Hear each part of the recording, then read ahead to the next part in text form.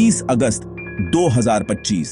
America, जो खुद को फ्री वर्ल्ड का लीडर कहता है, उसने इंडियन एक्सपोर्ट्स पर 50% टैरिफ लगा दिए हैं।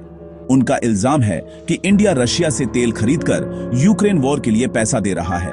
वॉशिंगटन का मैसेज सीधा है, हमारी फॉरेन पॉलिसी मानो, नहीं तो कीमत चुकाओ। ये पार्टनरशिप नहीं है, ये एक अल्टीमेटम है। मजाक की बात यह है कि अमेरिका अभी भी रशिया से स्ट्रैटेजिक गुड्स इंपोर्ट कर रहा है, भले ही वो इंडिया को ऐसा करने के लिए सजा दे रहा है। अगर रशिया से खरीदना गलत है तो अमेरिका को छूट क्यों मिली है? ये ही आज के क्राइसिस की जड़ में छिपा दोहरा मापदंड है। इंडिया के मिनिस्ट्री ऑफ एक्सटर्नल अफेयर्स ने इन टैरिफ्स को अनफेयर और अनजस्टिफाइड बताया है। दुनिया देख रही है कि एक उभरते इंडिया को उसके प्रैक्टिकल फैसलों के लिए सजा दी जा रही है, जबकि अमेरिका अपने लिए रूल्स तोड़ रहा है। ये सिर्फ तेल या टैरिफ्स की बात नहीं है, ये फेयरनेस की बात है। और 21वीं सदी में पार्टनरशिप का असली मतलब क्या है? शांति का रास्ता कई कैपिटल्स से होकर गुजर सकता है, लेकिन हिपोक्रेसी का रास्ता अमेरिकन डबल स्टैंडर्ड्स से भरा है। तो क्या इंडिया यहां विलेन है या बस एक धांधली वाले सिस्टम का नया शिकार? चलो और गहराई से देखते हैं। इंडिया को लेक्चर देते हुए यूएस चुपचाप रशियन गुड्स में अरबों का इंपोर्ट कर रहा है, सिर्फ 2024 में $3 अरब से ज्यादा का। सबसे जरूरी, न्यूक्लियर पावर प्लांट्स के लिए एनरिच्ड यूरेनियम। इसके बिना अमेरिका के कुछ हिस्से अंधेरे में डूब सकते हैं। यूएस रशियन पैलेडियम का भी एक बड़ा खरीदार है, जो कार मैन्युफैक्चरिंग के लिए जरूरी है, और रशियन फर्टिलाइजर, जो अमेरिकन फार्म्स के लिए बहुत जरूरी हैं। ये स्ट्रैटेजिक इंपोर्ट सैंक्शन से बाहर है। अमेरिका अपने इंटरेस्ट्स को प्रोटेक्ट करता है, भले ही वो इंडिया को ऐसा करने के लिए पनिश कर रहा हो। खराब रशियन गुड्स की एक लिस्ट है, जैसे इंडिया के लिए तेल, और अच्छे रशियन गुड्स की, जैसे यूएस के लिए यूरेनियम। ये रूल्स बेस्ड ऑन ऑर्डर नहीं है, ये सुविधा बेस्ड ऑन ऑर्डर है। वॉशिंगटन मोरल सुपीरियरिटी बनाए रखता है, जबकि चुपचाप अपनी इंडस्ट्रीज को रशियन रिसोर्सेज पर चलाता रहता है। ये हिपोक्रेसी हैरान करने वाली है। कौन तय करता है कि कौन से रशियन गुड्स एक्सेप्टेबल हैं? लगता है सिर्फ वॉशिंगटन। दुनिया देख रही है। इंडिया का मुख्य रशियन इंपोर्ट क्रूड ऑयल है, 1.4 अरब लोगों के डेवलपिंग नेशन के लिए बहुत जरूरी। यूएस अपनी जरूरतों के लिए यूरेनियम, पैलेडियम और फर्टिलाइजर इंपोर्ट करता है। क्या अमेरिकन एनर्जी, खाना या इंडस्ट्री इंडिया से ज्यादा जरूरी है? वॉशिंगटन के टैरिफ्स कहते हैं हाँ। इंडिया G7 प्राइस कैप के तहत कानूनी रूप से तेल खरीदता है। मजे की बात यह है कि यूरोप फिर इंडिया से रिफाइंड प्रोडक्ट्स खरीदता है, उसी ट्रेड से फायदा उठाता है जिसके लिए इंडिया को पनिश किया जा रहा है। ये लीगैलिटी या ट्रांसपेरेंसी के बारे में नहीं है, ये पावर के बारे में है। यूएस रूल्स बनाता है, फिर जब सुविधा होती है तो उन्हें तोड़ता है, जिससे ग्लोबल सिस्टम में ट्रस्ट कम होता है। इंडिया को उसके अपने इंटरेस्ट में काम करने के लिए पनिश करना, जैसे अमेरिका करता है, पार्टनरशिप नहीं है, ये पावर पॉलिटिक्स है। इस फ्री वर्ल्ड में कुछ दूसरों से ज्यादा फ्री हैं। इससे सहयोग नहीं बल्कि गुस्सा पैदा होता है। एक मल्टीपोलर वर्ल्ड की आवाज और तेज हो रही है। जहां इंडिया टैरिफ्स का सामना कर रहा है, वहीं चाइना, जो रशियन एनर्जी का अब तक का सबसे बड़ा खरीदार है, उस पर कोई ऐसी पेनल्टी नहीं लगती। 2024 में चाइना ने 100 मिलियन मीट्रिक टन से ज्यादा रशियन तेल और गैस इंपोर्ट किया, जिसमें से ज्यादातर G7 प्राइस कैप के बाहर था।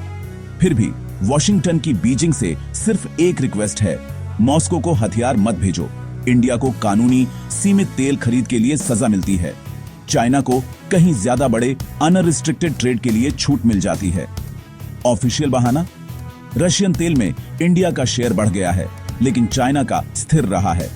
असल में चाइना का वॉल्यूम इंडिया से कहीं ज्यादा है। ये चुनिंदा गुस्सा असली वजह दिखाता है, भू राजनीति, सिद्धांत नहीं। यूएस चाइना के साथ टेंशन बढ़ने से डरता है, इसलिए इंडिया बलि का बकरा बन जाता है। शक्ति, फेयरनेस नहीं, अमेरिकन पॉलिसी को आकार देती है। मैसेज साफ है, सिद्धांत से ज्यादा आकार मायने रखता है। इंडिया का रशियन तेल की तरफ मुड़ना वेस्ट को चुनौती देना नहीं था, ये सर्वाइवल के लिए था। जब सैंक्शन से कीमतें आसमान छूने लगीं, तो इंडिया ने अपनी इकोनॉमी और लोगों को बचाने के लिए किफायती रशियन तेल चुना। 1.4 अरब लोगों के देश के लिए एनर्जी सिक्योरिटी नॉन नेगोशिएबल है। इंडिया अभी भी लगभग 40 देशों से तेल इंपोर्ट करता है, एक बैलेंस्ड अप्रोच बनाए रखता है। G7 प्राइस कैप को रशियन तेल को इंडिया और चाइना तक पहुंचाने के लिए डिजाइन किया गया था। अब इंडिया को रूल्स फॉलो करने के लिए पनिश किया जा रहा है। ये डिप्लोमैटिक हिपोक्रेसी अपनी चरम सीमा पर है। इंडिया की फॉरेन पॉलिसी साफ है, सुनो, जुड़ो, लेकिन इंडिया के इंटरेस्ट में काम करो। स्ट्रैटेजिक ऑटोनॉमी एंटी वेस्ट या प्रो ईस्ट नहीं है, ये प्रो इंडिया है। इंडिया किसी के एजेंडे के लिए प्रॉक्सी नहीं बनेगा। दुनिया एक कॉन्फिडेंट, इंडिपेंडेंट इंडिया को देख रही है। यूएस फ्री वर्ल्ड को बचाने का दावा करता है, लेकिन उसके काम कुछ और ही बताते हैं। जैसे ही यूरोप ने रशियन गैस छोड़ दी, यूएस ने उस गैप को भरा। सैकड़ों अरबों के बड़े एलएनजी डील्स सिक्योर किए।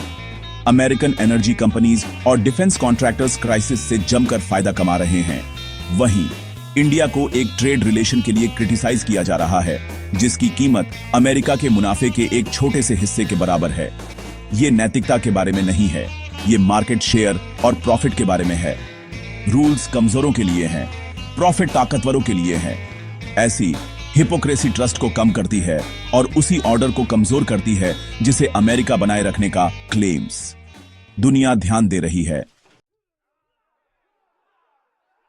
ये टैरिफ्स सिर्फ एक ट्रेड डिस्प्यूट नहीं है, ये दशकों की यूएस इंडिया पार्टनरशिप को एंडेंजर, इंडिया को एक पार्टनर के बजाय एक अधीनस्थ के रूप में ट्रीट करना एशिया भर में एक डैमेजिंग मैसेज भेजता है। यह विश्वास को कम करता है और इंडिया को अपने अलायंस को डाइवर्सिफाई करने के लिए मजबूर करता है, जिससे उसी गठबंधन को कमजोर करता है जिसे यूएस इंडो पैसिफिक में चाहता है। इंडिया के लिए यह स्पष्टता का एक क्षण है। सच्ची सुरक्षा रणनीतिक स्वायत्तता से आती है, निर्भरता से नहीं। इंडिया की बैलेंस्ड डिप्लोमेसी सभी के लिए खुली, किसी के प्रति जवाबदेह नहीं, परिपक्वता का संकेत है, कमजोरी का नहीं। अमेरिका के दोहरे मापदंड उसकी विश्वसनीयता को नुकसान पहुंचाते हैं और प्रमुख भागीदारों को एलियनेट।